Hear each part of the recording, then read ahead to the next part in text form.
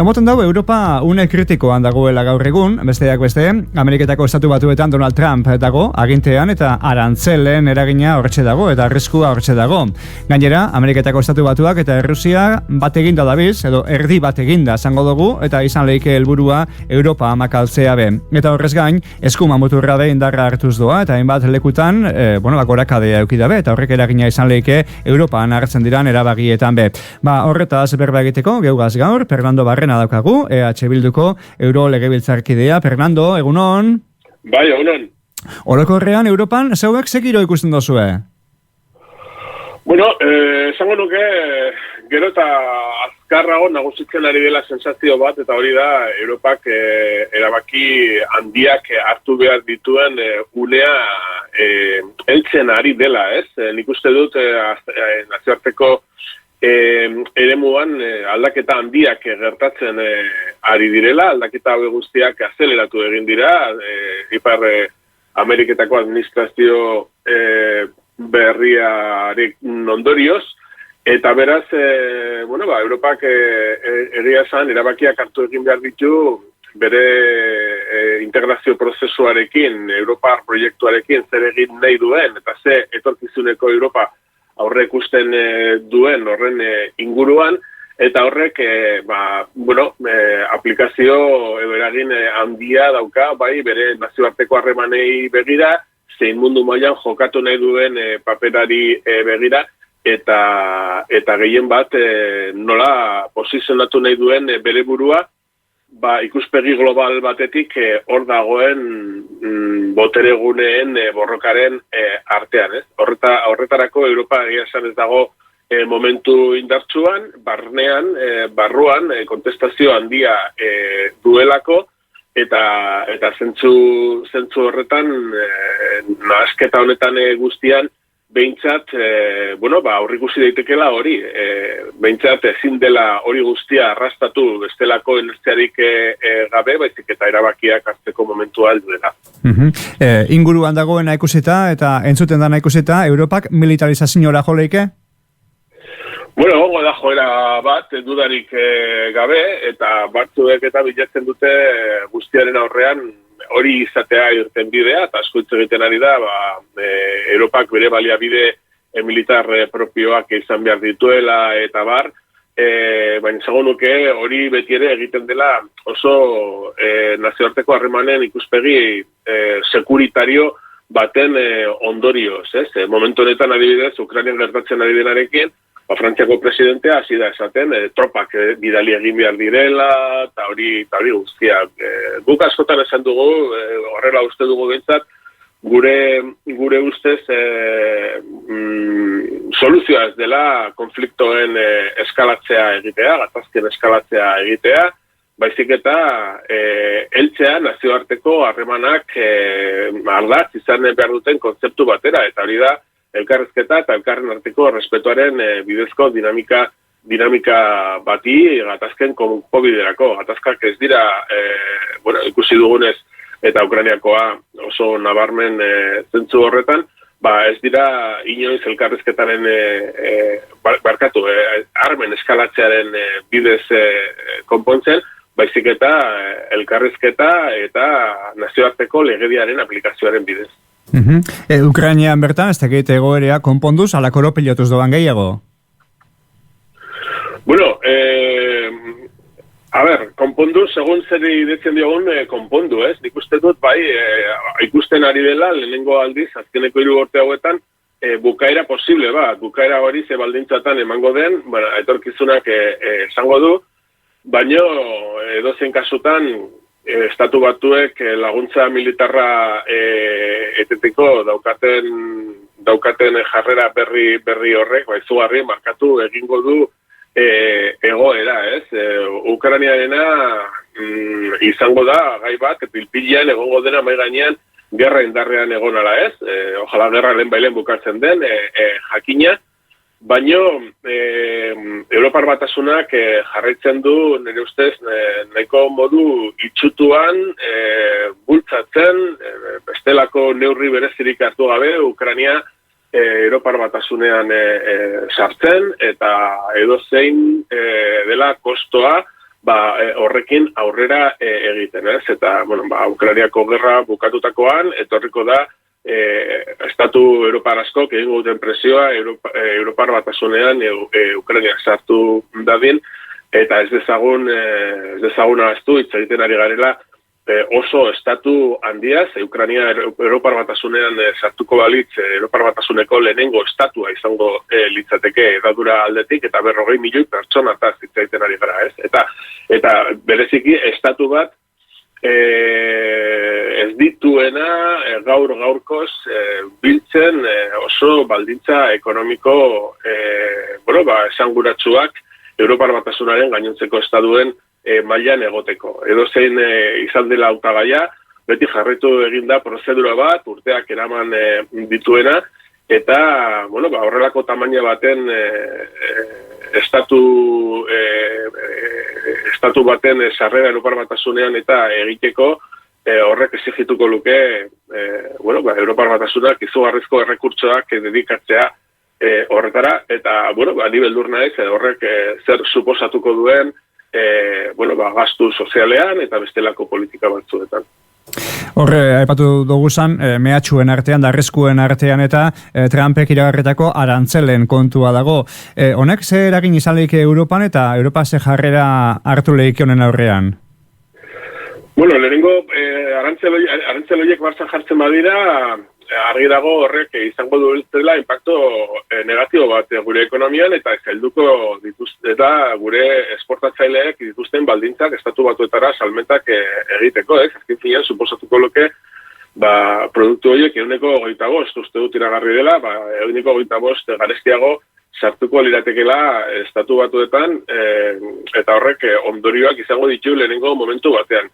Ni bestetik nago gure kasu propioan guk estatu batuetara saltzen ditugun produktuak egia esan neko produktu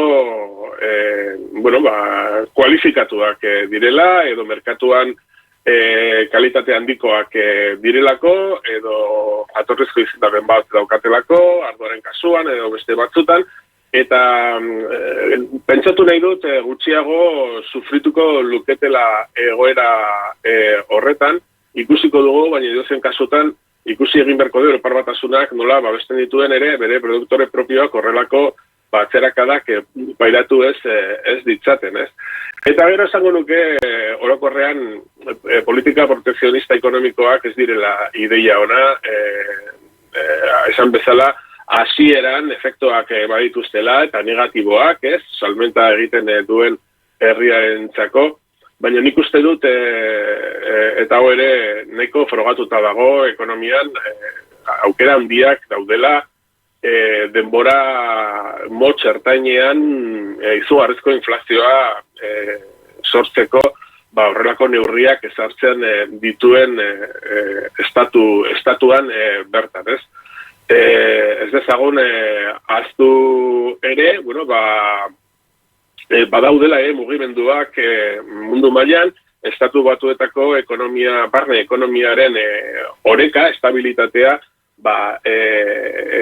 afektatu ahal dutenak.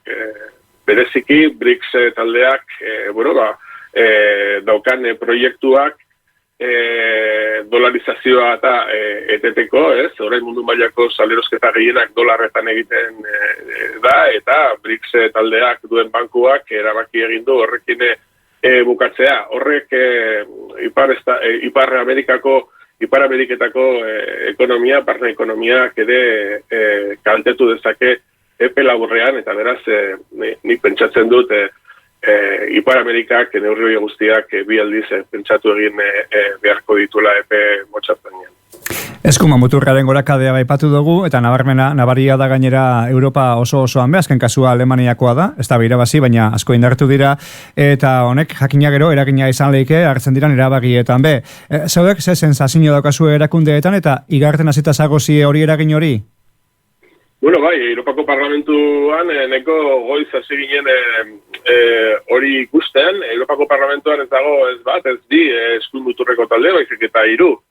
3 eskuin muturreko talde, eta zentro eskuina, Alderdi Popular Europarrak, batzutan erabaki egin du gehiengoak osatzea eskuin muturreko talde parlamentariekin, horrek erabateko gehiengo ematen dielako legebiltzarrean, Europar legebiltzarrean, eta joera hori arriskutsu xamarra bazen. Nik uste dut hori egiterari zela Alemanian hauteskundeetan gerta zitekenaren aurrean posizio batzuk hartzen, izan ere Alderdi Popularraren barruan Europarrean diot batzuk ari zirelako esaten apurtu egin behar zela, eskuin muturrari jarritako kordoi sanitario hori, eta beste batzuek ez hor bat zeukaten talka handi bat, eta edo zen agertokirako ari ziren eure burua prestatzen. Honen, Alemanian gertatutakoaren ondorioz, ikusi egin beharko da ze erabaki hartzen duten,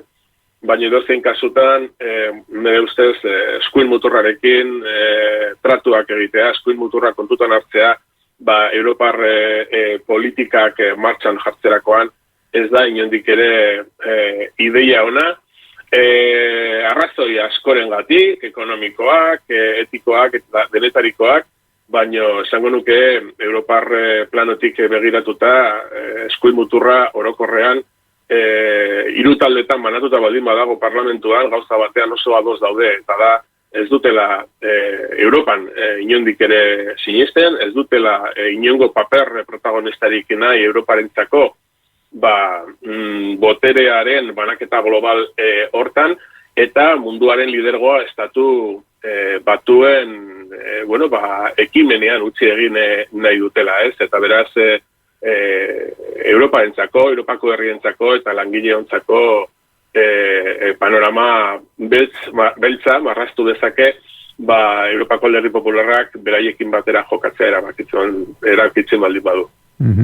Nazio arteak, Europako erabagietan eskuma muturrapai, nazio arteak badauka eragina edo eukileke, eta eukileke behar bada industria garbirako itunean, transizio ekologikoa eta lehiakortasuna busta hartzen dira, eta aldi berean, enpresei arindu egingo dautziez ingurumenari buruzko bete beharrak. Batzuk esan da baita Ameriketako estatu batuekin, eta Txinagaz lehia izateko eta lehiakorragoak izateko hartudan erabagia dala, ez da, murriztea enpresei euren eskakizun edo bete beharrak.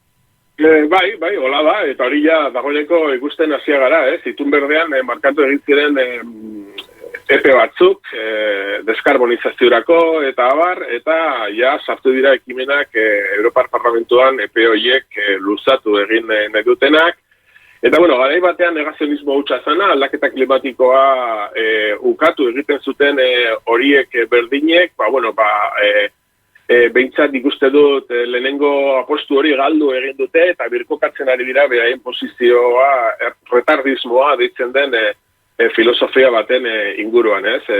Zin izan dute gelditu eta momentu honetan saiatuko dira aldaketa klimatikoari aurre egiteko adostutako neurri guzti horien implementazio epeak berandutzen eta atzera egiten, ez? Eta nik ez dakit, baina esango nuke ez gaudela edozein politikataz hitz egiten ari galera planetaren estabilitateaz eta iraunkortasun ekologikoaz, eta behintzat argi eduki behar dugu gure superviventzia jokatzen ari garela gai honekin, ez dela jolasetarako kontu bat, ez? Nik uste dut ez direla gainera kontrajarriak, mai gainean jartzen ari diren helburu guztiak, aldaketa klimatikoari aurre egin behar zaio, eta hortarako transizio hortan hartu beharko dira neurri potenteak, sektore produktibo guztiak babesteko, industria kaltetuta atera ez dadin, enplegoa kaltetuta atera ez dadin, eta transizio hori horretarako justua izan behar du, eragina pairatuko duten sektore guztientzako. Hasi sektore produktiboetatik eta bukatuta azken lerroan egon gaitezken kontsumitzaile etaraino ere bai, ez? Kontsumitzaileok bestelako politika batzuk behar ditugu, politika batzuk behar ditugu, hain zuzen, transizio horretan egongo diren erronka ekonomiko guzien zama gure bizkarrean erori ez dadin, ez? Eta nik uste dut hori oso nabarmena da, horren kotxe elektrikoekin eta gertatzen ari den horrekin guztiarekin. Oso ondo dago, kotxe elektrikoa erosi behar duen jendeari laguntza ematea beharrezkoa, baina laguntza horiek eman beharko lirateke irizpide errenten araberako irizpide bat jarretuta eta ez diru laguntza linealak ematen, ez? Nik uste dut babes hori behar dugula eta oso nabarmen gainera. Makina bat erronka, eta esateko gehiago bai, baina denpore amatiaku, Fernando Barrena, eskerrik asko gaurriko azementxe egotekaitik eta hurrengo arte. Eskerrik asko zuei, bai, agur.